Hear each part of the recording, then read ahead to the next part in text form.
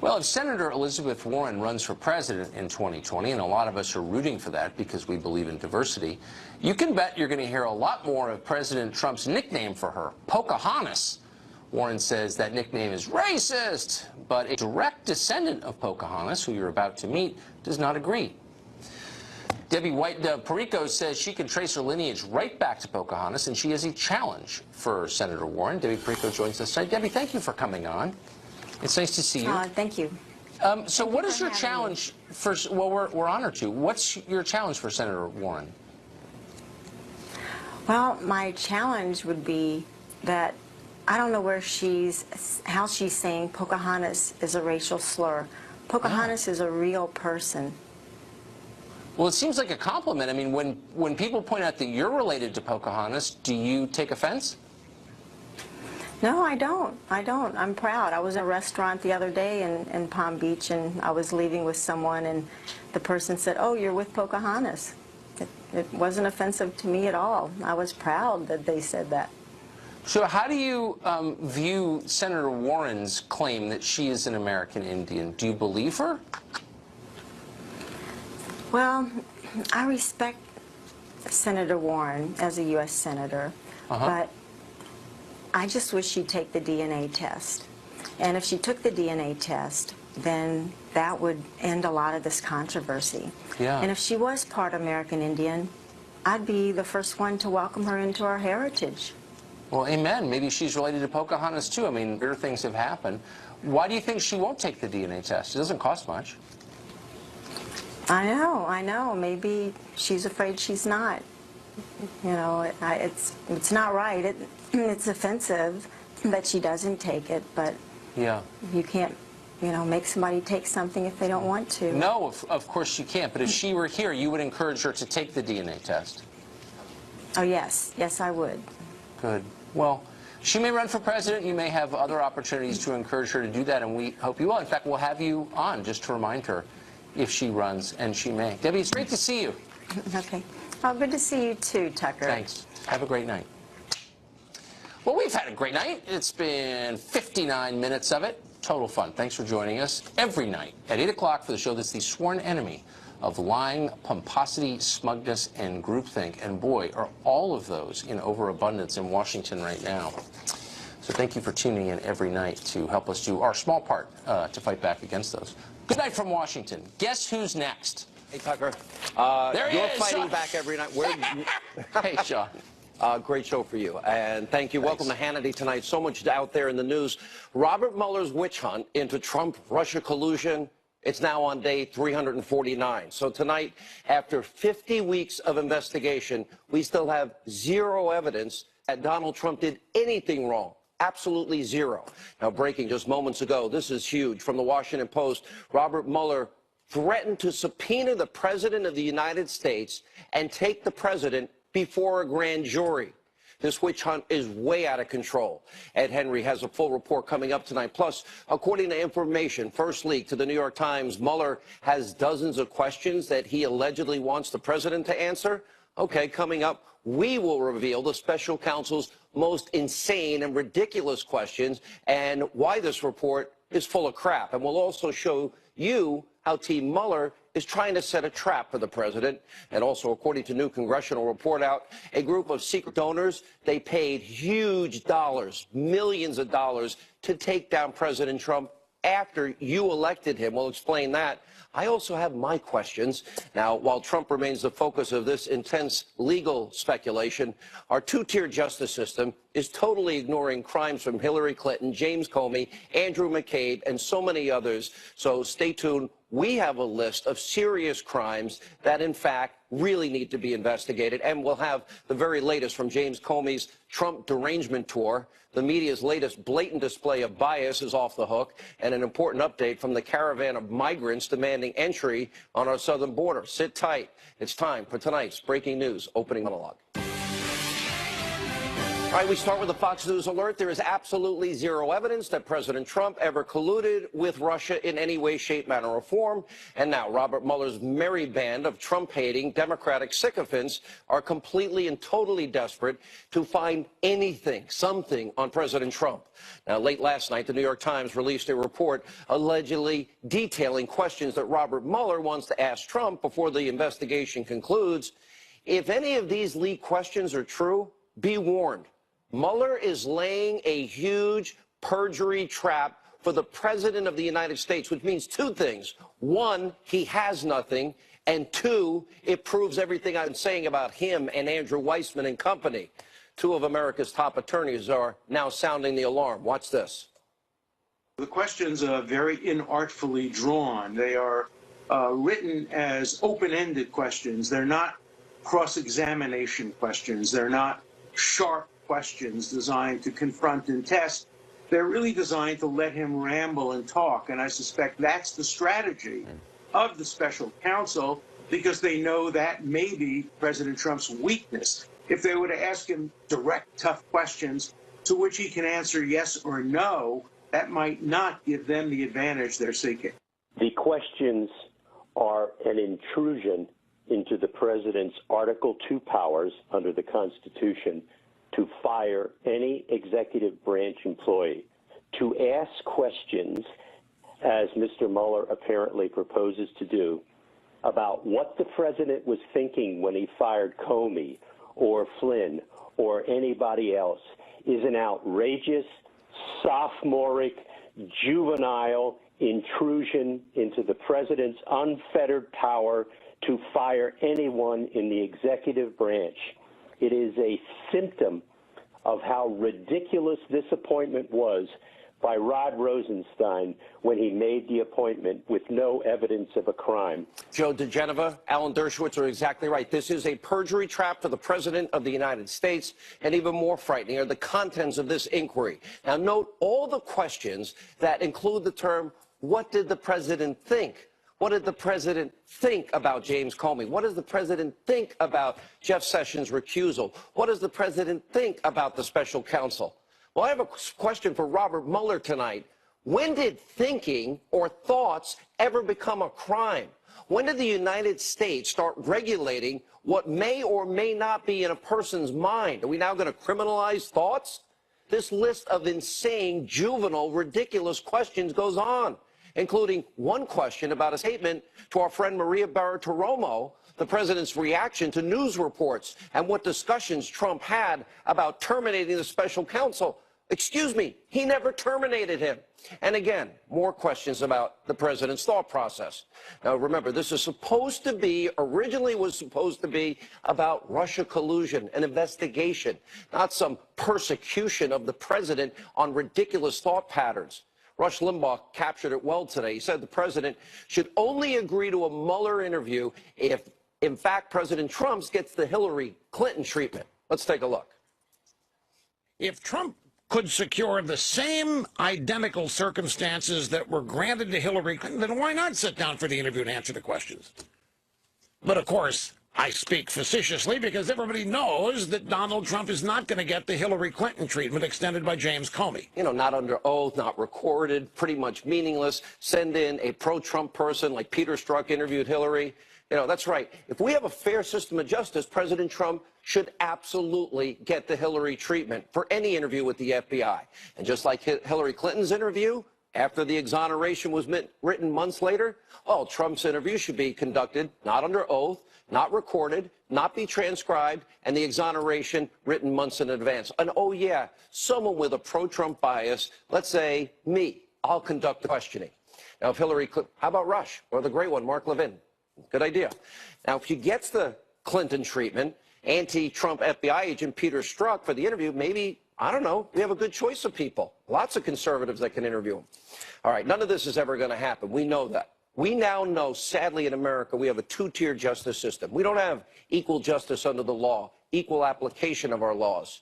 While the president is targeted in a totally off-the-rails witch hunt, Hillary Clinton, James Comey, Andrew McCabe, all these other deep state actors have never been charged with a crime, despite mountains of evidence that we have. For example, despite her total exoneration from the FBI, our friend, Fox News legal analyst Greg Jarrett, who will join us tonight, he has revealed multiple serious crimes that Hillary Clinton should be charged with, starting with 18 U.S.C. 793, mishandling, destroying classified documents, 18 U.S.C. 1505, the obstruction of justice. Remember, bleach bit, deleted emails, busting up devices. No charges over the multiple crimes related to her campaign's shady practices surrounding the Steele dossier. Next up, let's look at James Comey. Well, he's not under any criminal investigation as of now. Shouldn't he at least face scrutiny over 18 U.S.C. 641, the theft of government property or records after he took his Trump memos outside of the FBI? What about 18 U.S.C. 1924? The mishandling of classified information. And remember, when James Comey lied to Congress about not signing off on Clinton's exoneration letter months before that interview took place, that's against the law. 18 U.S.C. 1621. And we got Andrew McCabe. House Republicans have now referred McCabe, as did the IG, for multiple crimes over lying to the FBI. And McCabe was fired for lying to the FBI. Let's see. Oh, General Flynn. Why hasn't he been charged with a crime in this case? Now, of course, don't hold your breath for an investigation into Loretta Lynch, Lisa Page, Peter Strzok, or any of these other anti-Trump deep state actors. Now, what's behind this, sadly, in the United States of America today is a two-tiered system of justice. It is simple. The deep state hates who you chose to be your president. They're hell-bent on seeing Donald Trump delegitimized and hopefully on their side removed from office. Obviously, that means they don't want him to succeed. And that would mean even if Americans suffer in the process. Now, breaking this week, a group of wealthy secret donors, get this, they poured as much as $50 million into an investigation of President Trump after his 2016 election, based on the dossier. Now, this is in the House Intel Committee report. Get this. These top secret anti-Trump donors even utilized the services of Christopher Steele, the foreign national, the author of the dirty dossier that we now know was filled with Russian lies. Now, without a doubt, this deep state is conducting a full-scale political attempt to take down this president. And perhaps the most pathetic deep state actor of all, James Comey, well, the guy that refused to come on this show, I offered him 4 hours of airtime. He's continuing his anti-Trump book tour, and he's actually claiming that Trump's criticism of the deep state is dangerous for the country. How dare he? How dare he be honest? No president has faced this before. Now, Comey also took some time to fantasize about what if the deep state's choice, his choice, when in fact he exonerated Hillary Clinton when he knew she committed crimes and wrote the exoneration before investigation. But he's thinking, but what if Hillary had actually won? Take a look. What would your life be like if she'd won? I also don't know the answer to that. I think I would still be the FBI director. And the reason I say that is, someone asked me to compare the two, and it's too hard for me to compare the two, except Secretary Clinton is someone deeply enmeshed in the rule of law, respect for institutions, a lawyer. And so given that background, I'm reasonably confident that even though she was unhappy with decisions the FBI had made, she would not fire the FBI director as a result. But look, again, I don't know that for sure. No, I don't even think she would have kept you around. Now let's turn to another anti-Trump actor, Deputy Attorney General Rod Rosenstein. Now the Freedom Caucus chairman, Mark Meadows, who's been on this show a lot, along with several other House Republicans, they have drafted articles of impeachment against Rosenstein over the extremely slow release or just flat-out obstruction regarding subpoenaed documents related to the Clinton email investigation and, of course, the dossier and FISA abuse and the Russia investigation. Now, today, Rosenstein fired back, trashing Congress. Congress has a constitutional duty and authority of oversight, Mr. Rosenstein. I would think you read that in your Constitution. Take a look. They can't even resist leaking their own drafts. Would you care to elaborate on that? I saw that draft. I mean, I don't know who wrote it. There have been people who have been making threats privately and publicly against me for quite some time. And I think they should understand by now the Department of Justice is not going to be extorted. We're going to do what's required by the rule of law, and any kind of threats that anybody makes are not going to affect the way we do our job. And Congress is going to do their constitutional job and demand you hand over the documents they have subpoenaed a long time ago. Congressman Meadows responding on Twitter, writing, if he believes being asked to do his job is extortion, then Rod Rosenstein should step aside and allow us to find a new Deputy Attorney General, preferably one who is interested in transparency. And I'll add also the law. Now, also breaking tonight, Chairman Bob Goodlatte, Chairman Gowdy, they're requesting more information from the Justice Department surrounding fired FBI Director Comey's friend, Daniel Richman. He's the guy who used his special designation in the FBI to leak information to the press, which, of course, we know Comey wanted. Is Rosenstein going to cooperate on this one? I'm not holding my breath. Now, next up, we have yet even more examples to bring you from the abusively biased press in this country and their age-old tactic called bias by omission. And according to a report from Newsbusters tonight, on Monday, well, network news broadcasts, ABC, CBS, NBC, guess what? They completely failed to mention South Korean's President Moon suggested Donald Trump should win the Nobel Peace Prize. They never mentioned it. In fact, according to Newsbusters, the only mention of a Nobel Peace Prize was used by ABC and NBC to mock Trump supporters who started chanting in Michigan, Nobel, Nobel, during his rally over the weekend. And while the media is not ignoring Trump's serious progress on the world stage, which they always do, they're mourning the tragic plight of the caravan of migrants at our southern border that want to enter this country illegally, that don't respect our sovereignty. Take a look. Crisis at the border. A caravan with more than 100 migrants seeking asylum arriving at the U.S. border with Mexico, but told there's no room. And this is literally the end of the road for these migrants. You can see them camped out here by the dozens against the morning chill. They are literally sleeping up against the border terminal. Border showdown. The standoff escalates over that caravan of migrants from Central America. Denounced by the president, they're now at the U.S. border. Will they be turned away? A caravan of Central American migrants traveling for more than a month is at the U.S.-Mexico border trying to cross. U.S. officials are trying to keep the group of nearly 200 people out. They want asylum, but have not been allowed to start the application process. Now, what the media is failing to emphasize is the Department of Justice has filed criminal illegal entry charges to 11 members of this caravan, including one felony charge to a person who was previously deported. Now, many of these migrants scaled the border fence in California, look at that, after making their way from Central America unabated through Mexico. Mexico that routinely throws people out or throws them in prison if they enter illegally from El Salvador, Nicaragua, or Central America. These images you're watching, the wall climbing, the attempt to illegally cross the border, is a clear and obvious indication of how many of these migrants value our laws, respect our sovereignty. And what's worse, Mexico's total inaction. It shows what kind of so-called ally we're dealing with south of the border. Here's the reaction to this monologue. Fox News contributor Sarah Carter, criminal and civil rights attorney and defense attorney David Schoen, and Fox News legal analyst Greg Jarrett. Greg, considering we sided with you, the comments of Dershowitz, the comments of Joe DeGeneva, this leak, which I know part of which is not true, but trying to get into the mind of the president the way they are with those ridiculous questions. These questions look like they were prepared by a first-year law student who flunked out for being patently stupid. Most of the questions are either irrelevant because they're an intrusion on the president's executive privilege, or the questions are, as you point out, the thought police. According to Mueller's theory of the law, if the president so much as dreamed about firing the special counsel, Mueller would prosecute him for obstruction of justice. Let me go to David Schoen. David, I agree. This is juvenile. The idea that maybe the president thought, okay, I have a lot of thoughts about some people, a lot of which are meaningless if they're not followed by any action whatsoever.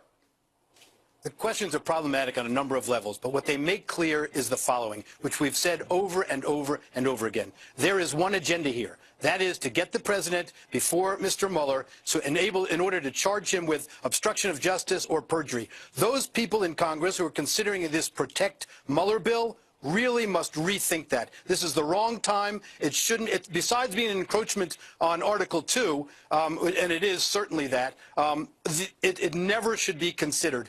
Mr. Comey, in his book tour, made clear, consistent with these questions, that the agenda, he said, how would he prosecute Mr. Trump?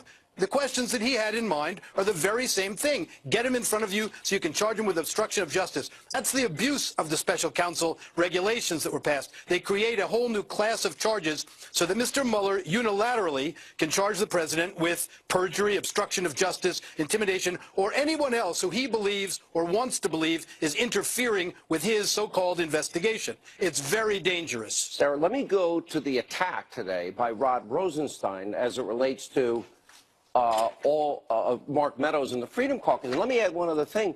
Rosenstein actually said that there are serious consequences if, in fact, the FISA courts were lied to and if it was found that they were false.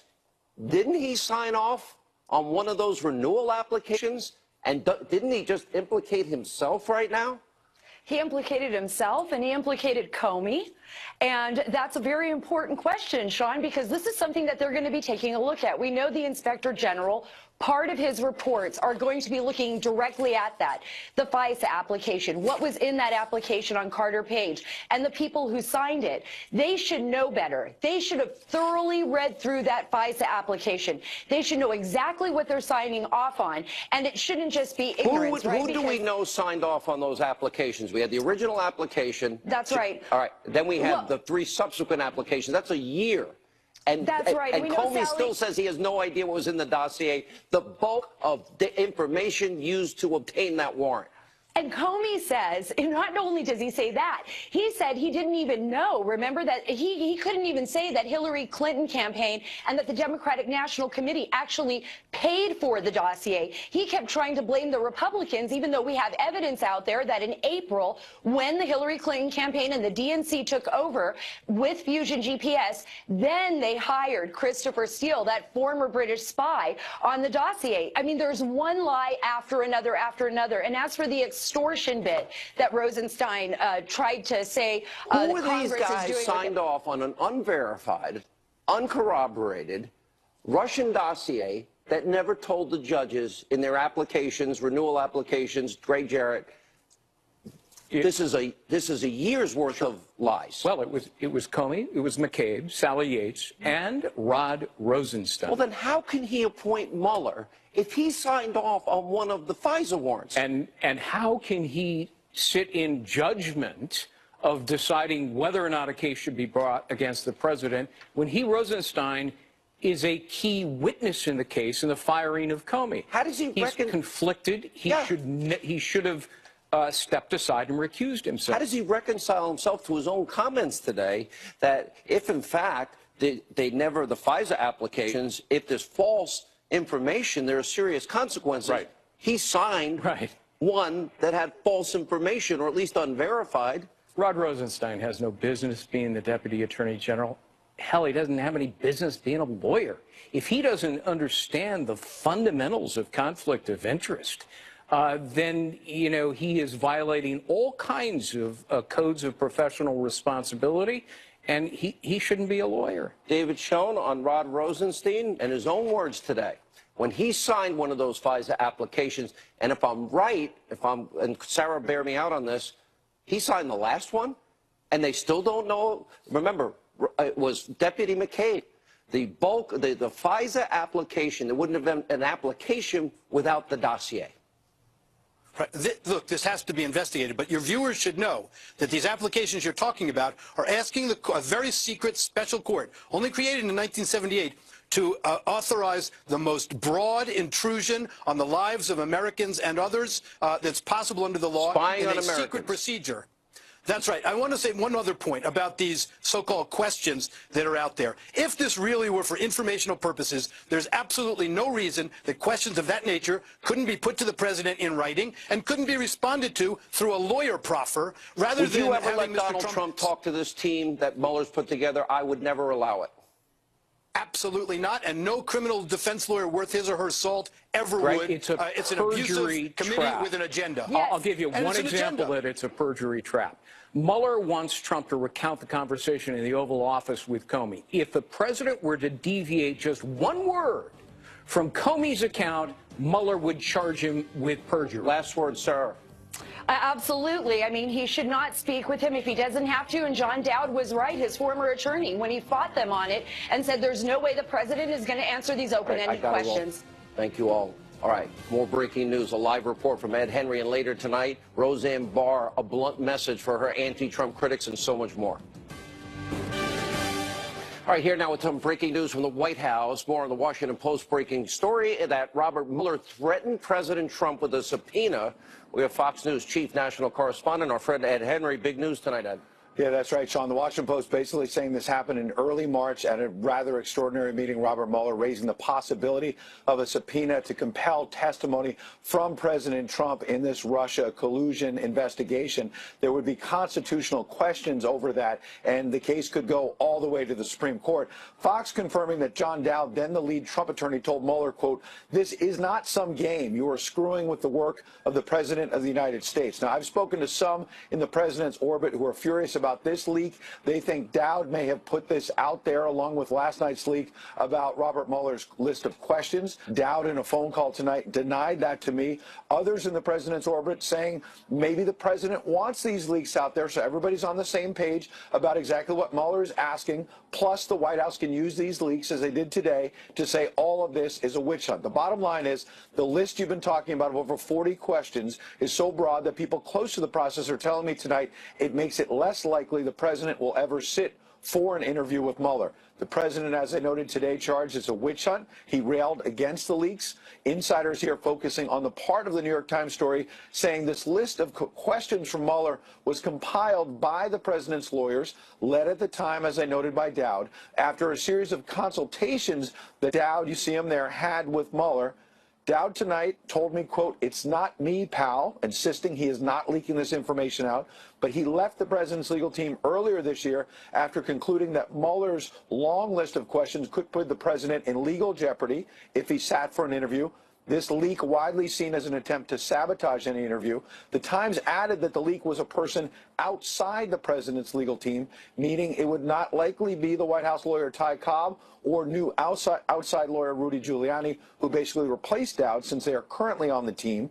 While the president has said he wants to do an interview, I told you some of his advisors now telling me tonight it's less and less likely because they see this as a pile-on. Mueller pressing for answers about the president's interactions with James Comey, General Flynn, Attorney General Jeff Sessions, plus questions about whether he communicated with lawyer Michael Cohen about real estate deals in Russia, which would seem to cross that red line the president talked about last year about how he did not believe it would be fair for his business dealings before he was president to be investigated. Meanwhile, last point, Republicans Trey Gowdy and Bob Goodlatte today are trying to probe some of James Comey's leaks, sending a letter to Sessions and the Deputy Attorney General Rod Rosenstein seeking documents on one of Comey's friends, Daniel Richmond. You remember him? Comey used him as a go-between to release some of his memos. Rosenstein today said that he's not going to be extorted by, that's the word he used, these articles of impeachment against him being drafted by House Republicans. I can tell you Republican Mark Meadows tonight said that's ridiculous, and that Rod Rosenstein, he said, should stick to facts instead of rhetoric, Sean. All right, Ed Henry at the White House. Maybe you should read the Constitution. Something about checks and balances, congressional oversight is part of that. Thank you. Joining us now with more reaction, Florida Congressman Ron DeSantis, NRA TV contributor, former Secret Service agent Dan Bongino. I agree this with Greg Jarrett, David Schoen, Joe DeGeneva. Congressman, I agree with Alan Dershowitz. This is a perjury trap. This is juvenile. The idea that you're going to ask President what was in your mind is an absurdity, and it shows just how far this has gone from so-called collusion with Russia. Well, you're right, Sean. Very few of the bullets involved the campaign. It was mostly during the transition and then during his presidency. So you have a situation where Robert Mueller, he's a DOJ employee effectively, so he's an inferior officer in the executive branch. What gives him the right to conduct oversight over basic presidential decisions that have nothing to do with any type of criminal activity? What was in your mind when you talked about Sessions resigning or this or that? He does not have a right to subpoena the president for that. I don't think the president should submit to those questions. And I agree with Alan Dershowitz, and I agree with you, Sean. I think really they're not trying to investigate a crime. They're trying to manufacture a process crime. Yeah. Dan Bongino, no good lawyer in their right mind at this point, knowing what we know, knowing the abusively biased team like Weissman and company that was appointed by Mueller. Would any lawyer ever let this president go before this man at all? And the idea, the threats, he's threatening the president early in the process when they handed over and cooperated and never exerted executive privilege. Are you kidding me? You know, Sean, do you see the danger in this? They are not investigating a crime here. They're investigating Donald Trump. There's a difference. You know, what you do is, I was a former federal agent. What you do is you investigate a crime and you find people. You don't find people and then go find the crime. I read the questions, and Sean, these questions are very strategic. Notice how they're left open-ended. Now, Ron's a lawyer. He can tell you this, too. This is what you do when you interview people as a federal agent. You ask open-ended questions. No yes or no questions. Getting them to talk, let to them trap chat. them in a perjury trap. Exactly. Bingo. And Greg pointed this out, Congress. If there's one thing that deviates and you're on a witch hunt, there's no prosecutorial discretion. The only way it gets that is Hillary Clinton. She gets a rigged investigation. The Hillary standard is not going to apply for Donald Trump with Robert Mueller and his merry band of Democratic donors and people that withhold exculpatory evidence like Andrew Weissman. No, he's not going to. He will be under oath, unlike Hillary. He won't have a friend interviewing him like Hillary had. I mean, the double standard is so flagrant here. Do we have equal justice under the law, Congressman? Do we have equal application under the law or not in this country? Just think about just the fact that these questions are being generated.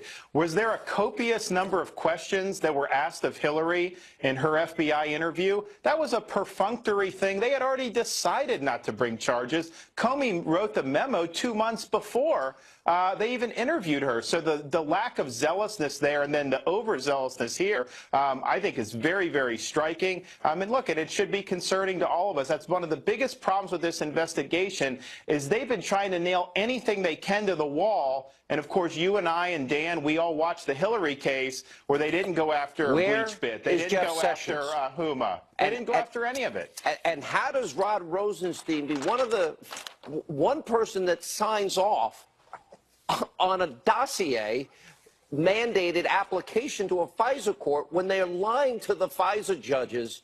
How does he not recuse himself? Where's Jeff Sessions saying, you never should have been in this, get out? Sean, Rod Rosenstein was also the United States Attorney in Maryland on the Uranium One precursor case, the 10X case. This guy is so conflicted. How he hasn't recused himself or resigned at this point is amazing. He signed implicated a FISA himself warrant against tonight Carter Page. when he Carter said, Page. oh, serious consequences if there's false information in a FISA application.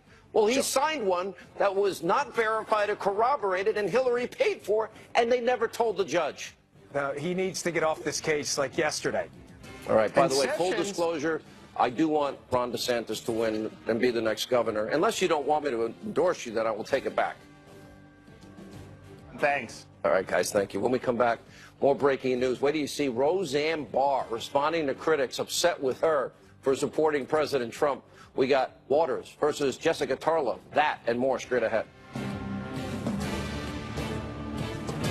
Roseanne reboot continues to score huge in ratings, which, of course, is rattling the left, since Roseanne Barr is an outspoken supporter of President Trump. She responded to her critics last night. This is priceless. In an interview with Jimmy Fallon. Watch this. But then also with the big hit comes people that aren't so happy as well. If you say that you're a supporter of Donald Trump or... Oh, yeah, people are mad about that. Yeah. But, you know, I don't give a Well, everybody had to choose for themselves, according to their own conscience, who they thought was the lesser of two evils. You know, everybody chose that, so I'm not going to put anybody down who didn't vote like me. This is America.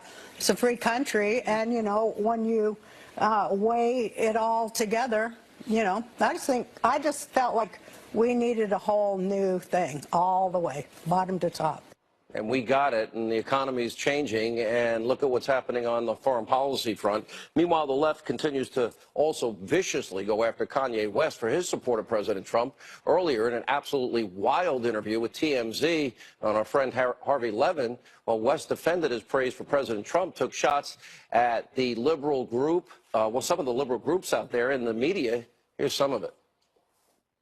It's the mob. The mob tries to tell you what to think. The mob tries to make all blacks be Democrats for you know, food stamps and stuff. I've never been into politics. I just love Trump. That's my boy. Like, it's like the media and the liberals and the echo chamber and all that is having the most sore loss of all time. Like, that, we're gonna just keep putting out, it's like torture porn. We're going to keep showing you negative, negative, negative, negative, negative. And later in the interview, our friend Candace Owens, well, she joined Kanye. Take a look. In many ways, I feel the black community is going backwards, that we're literally going away from what Martin Luther King dreamed. He dreamed of a day where we wouldn't have these things and say, because I'm black, therefore I must think this. Because I'm black, therefore I have to subscribe to all of this. I defected from this mentality. I said, you know what? I'm not a victim, I'm a victor. And this became the most controversial thing on the internet. Donald Trump has not put forth a single policy that has harmed the black community. In fact, he's put forth many that have helped us. All right, joining us now, he has two shows. Not one, two.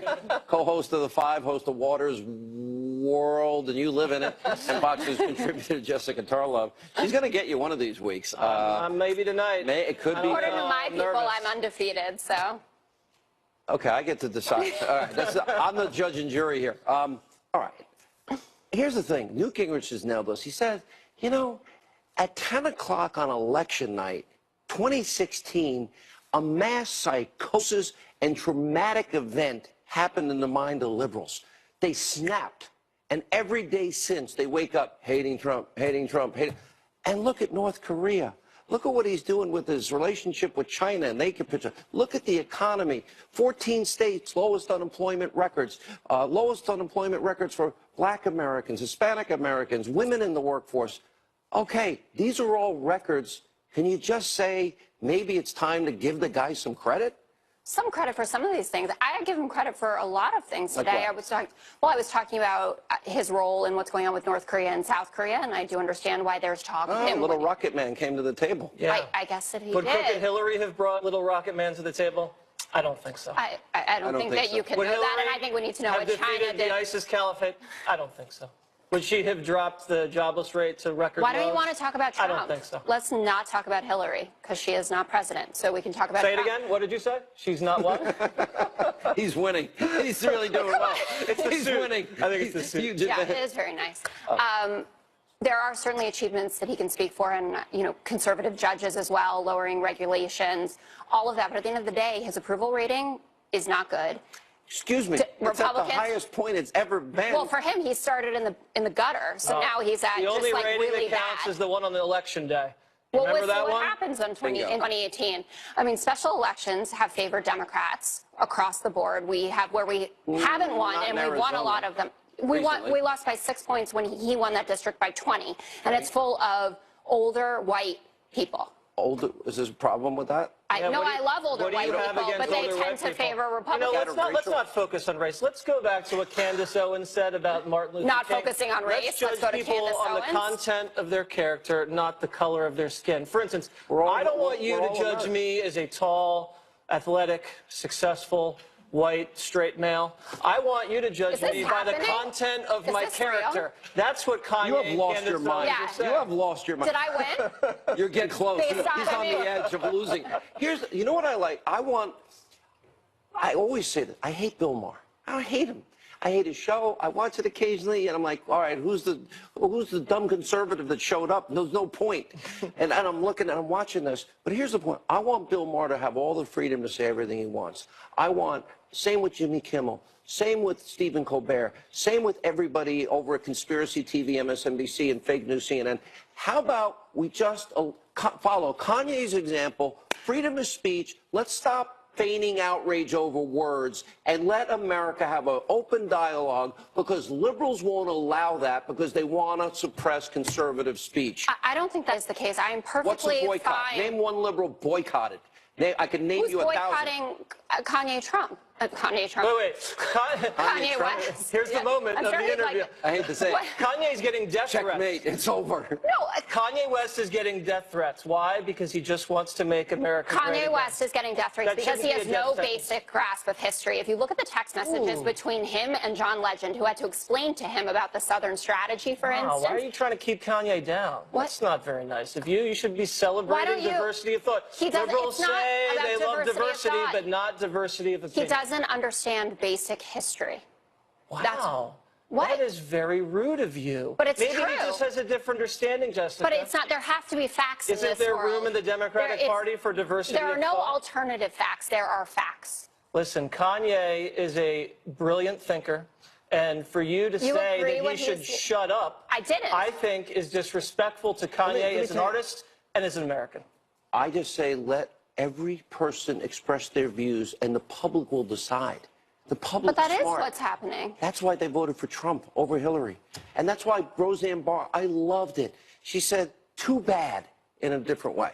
Yeah, but that's right, I also have the fine. winner. But well, can I make my Roseanne point? Because I have a feeling I'm not I the love winner, and I Roseanne. might get it. I enjoy her show very much, but Roseanne Barr's character there is not actually portraying a Trump conservative. Love She's Roseanne. pro-gay marriage. She's extremely liberal on So what? social issues. But that's not who the Trump voter I'm is. There libertarian. was a You new. libertarian? I don't care what people... No, he's like, no. I don't know what I am, Sean. I'm a free thinker.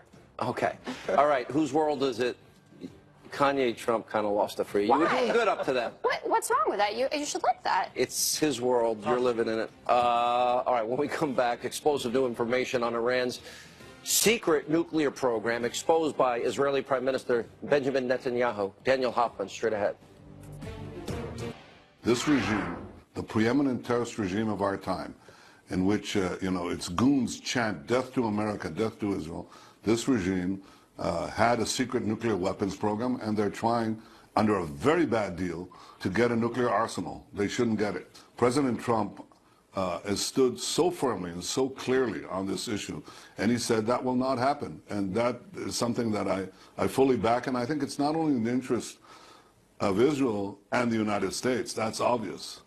It's in the interest of the world. This tyrannical, anti-American regime should not have nuclear weapons. That was the Israeli Prime Minister Benjamin Netanyahu earlier today on Fox and Friends talking about Iran's secret nuclear weapons program, as he described yesterday.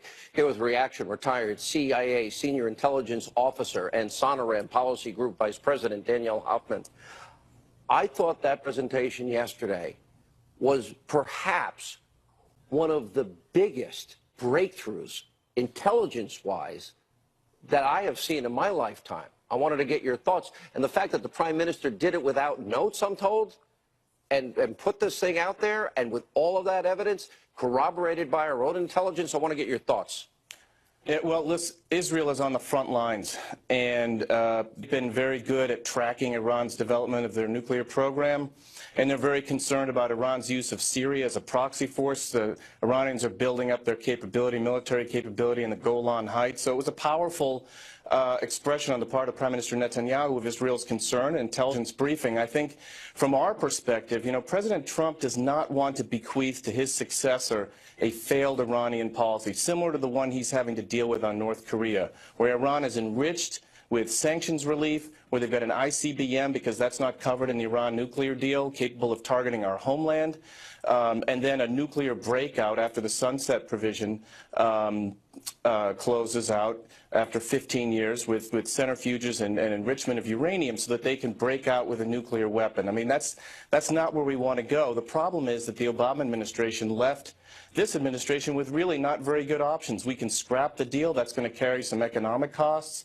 We could continue with this flawed deal, or we could try to supplement it with other deals. Any of those options are very tricky and challenging.